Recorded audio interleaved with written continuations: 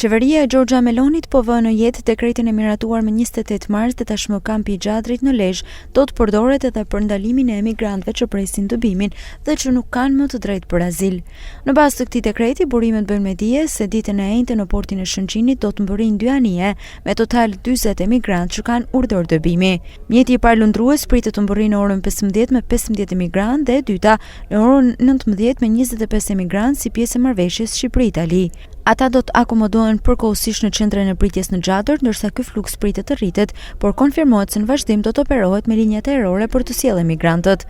Afati maksimal i qëndrimit në qendrën e Xhadrit do të jetë 18 muaj, ndërsa ministri i brendshëm italian Matteo Piantedosi ka theksuar se politikat e reja kanë ulur ndjeshëm fluksin e emigrantëve në Itali dhe se qendrat në Shqipëri janë një model efektiv menaxhimi. Pas një pauze të funksionimit të qendrave pritëse në Shëngjin dhe Xhadër, drejtuesit e tyre kanë rikontaktuar punonjësit që ishin pjesë e bashkëpunimit të parë për të rifilluar punën në këto kampe, duke filluar nga e njëjtja. Me këtë dekret, qeveria italiane nuk ka ndryshuar destinacionin e qendrës, por synon të përdore edhe për ndalimin e emigrantëve të paligjshëm në pritje të dëbimit. Fillimisht kjo qendër ishte menduar për mbajtjen deri në 28 ditë të azilkërkuesve të shpëtuar në det